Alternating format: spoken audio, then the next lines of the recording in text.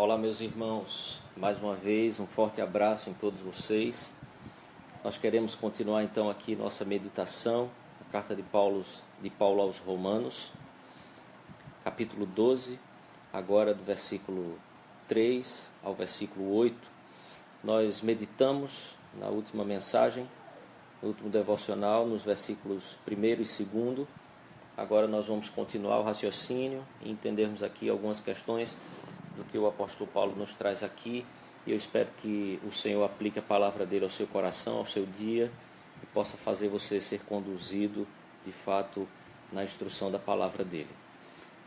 A palavra então de Deus diz assim: porque pela graça que me foi dada, digo a cada um dentre vós, que não pense de si mesmo além do que convém.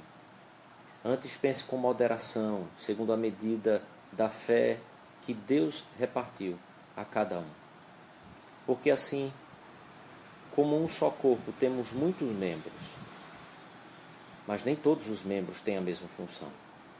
Assim também nós, conquanto muitos, somos um só corpo em Cristo e membros uns dos outros. Tendo, porém, diferentes dons, segundo a graça que nos foi dada, se profecia, seja segundo a proporção da fé. Se ministério, dediquemo-nos ao ministério.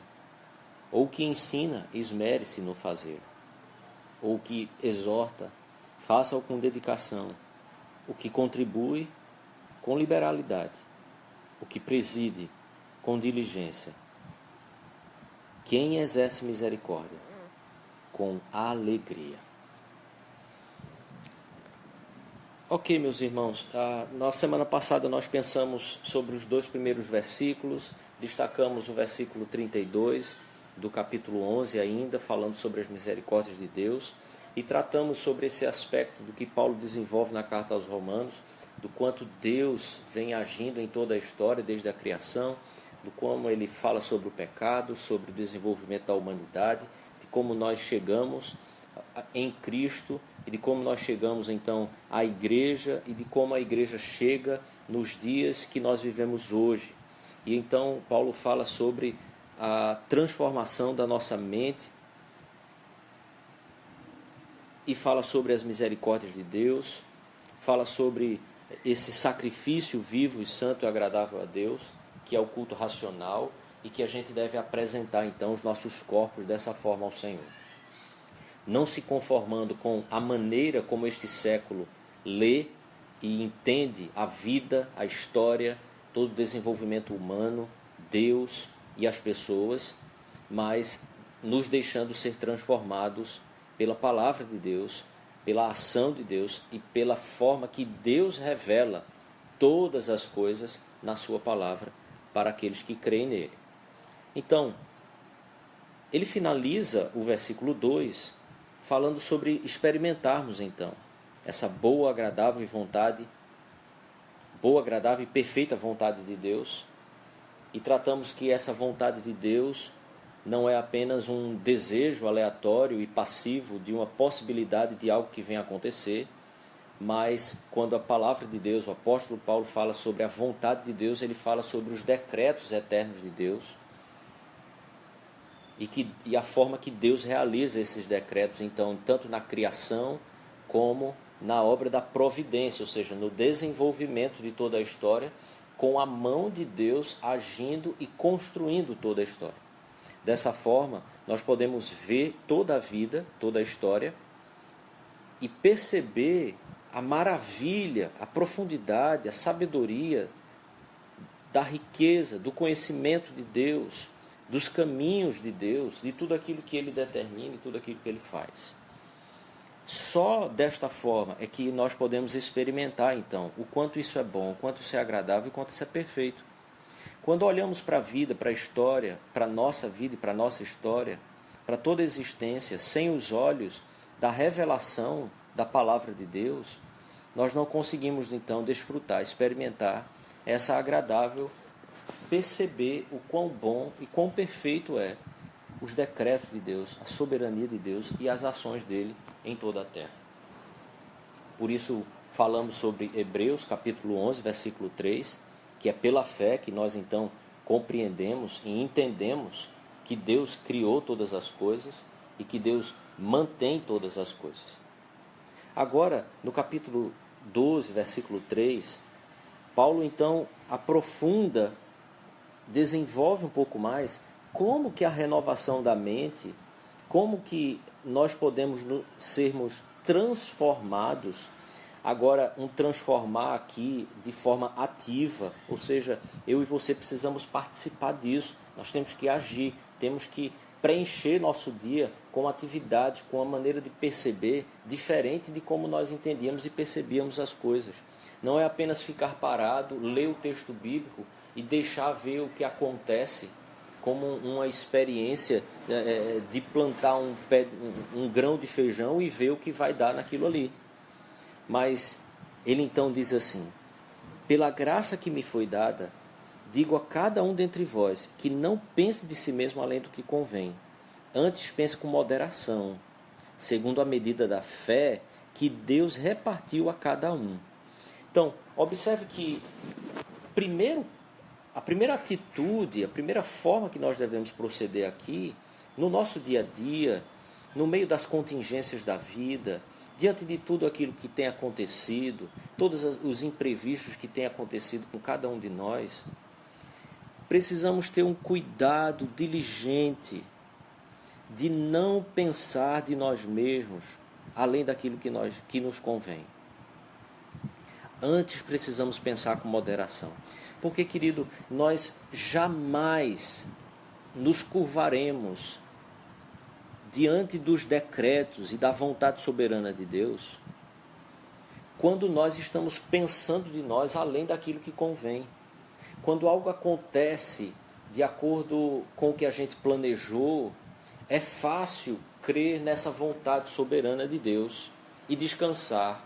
Mas quando nós planejamos, estruturamos, organizamos, projetamos e as coisas não acontecem como nós esperávamos, não é nem prevíamos, porque prever nós não conseguimos prever, mas a gente espera que saia como um cálculo matemático. Se a gente agiu assim, as coisas vão dar dessa forma.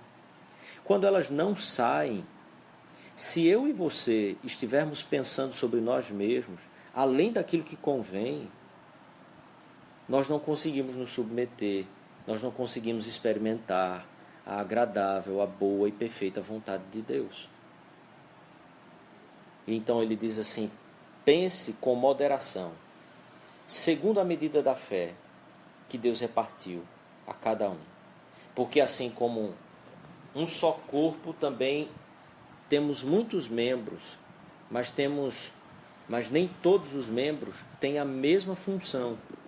Então observe, a medida da fé é para que eu e você compreendamos que eu e você temos um lugar muito bem estabelecido debaixo dessa soberana vontade de Deus, dos decretos dele. Eu e você temos um lugar estabelecido dentro do corpo de Cristo. E a nossa vida se move, existe dentro do corpo de Cristo hoje. É impossível ao cristão compreender a vida sem que ele possa compreendê-la dentro do corpo de Cristo, como parte desse corpo, que interage com o mundo, mas que tem vida, pulsação, fôlego e espírito, porque está no corpo de Cristo. Quando nós nos desconectamos então desse corpo, é impossível que essa transformação da mente, é impossível que eu e você, de forma individual, experimentemos qual seja a boa, agradável e perfeita vontade de Deus, dentro dos decretos dele. O que significa dizer que a nossa vida começa a ficar um verdadeiro chiado. Nós não conseguimos mais compreender, nós não conseguimos mais ter paz, tranquilidade, diante de tudo o que o mundo, nesse turbilhão de informações e acontecimentos, nos leva a vivermos. Por isso, a medida da fé que Deus repartiu a cada um é aquilo que Deus deu a você como função, como lugar, para que eu e você estejamos no corpo de Cristo e vivamos no corpo de Cristo, sendo transformados pela renovação da nossa mente. E então, versículo 5, Paulo diz: assim também, conquanto os muitos, somos um só corpo em Cristo e membros uns dos outros. Tendo, porém, diferentes dons, segundo a graça que nos foi dada. Então, observe, eu não quero tratar aqui cada um, porque nos faltaria tempo hoje. Profecia, ministério, ensino, contribuição, misericórdia. O que Paulo está fazendo aqui, dentro desse pacote, é fazer com que cada um de nós percebamos que, dentro desse corpo, nós não temos que estar olhando para as atividades e os dons desempenhados pelos outros. Nós não temos que estar preocupados com o que cada um tem feito ou deixado de fazer. Nós devemos nos dedicar e praticar aquilo que Deus deu, de acordo com o que Ele deu, na medida da fé que Ele deu a cada um. Então, deixe o Senhor usar você e seus dons.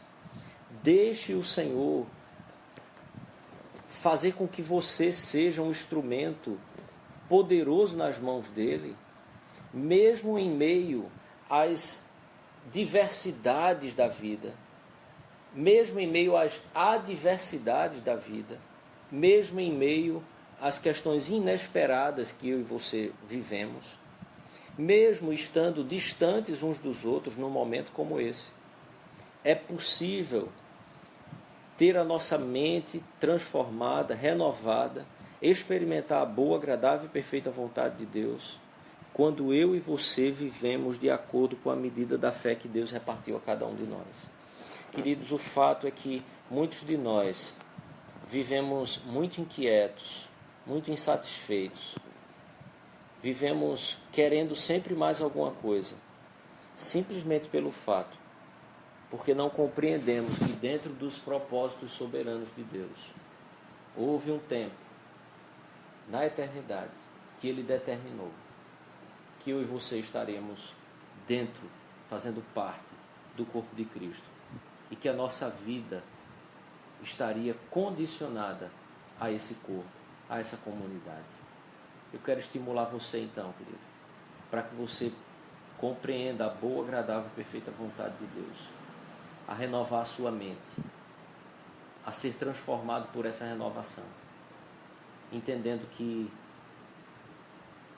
você precisa olhar, interagir, fazer parte do corpo de Cristo, de acordo com a medida da fé que o Senhor repartiu a cada um de nós, os dons que Ele deu a cada um de nós, as capacidades, as virtudes que Ele deu a cada um de nós. Isso se chama igreja, corpo de Cristo.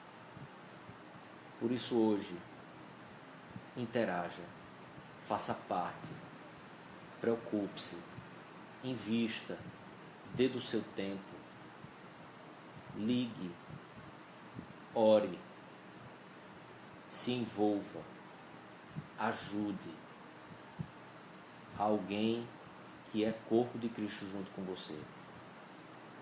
Mas deixe também ser ajudado, investido, abençoado por alguém que faz parte do corpo de Cristo. Mas das duas formas, o que Paulo deixa claro é que isso precisa ser ativo. Temos que decidir por isso. Transformai-vos pela renovação da mente.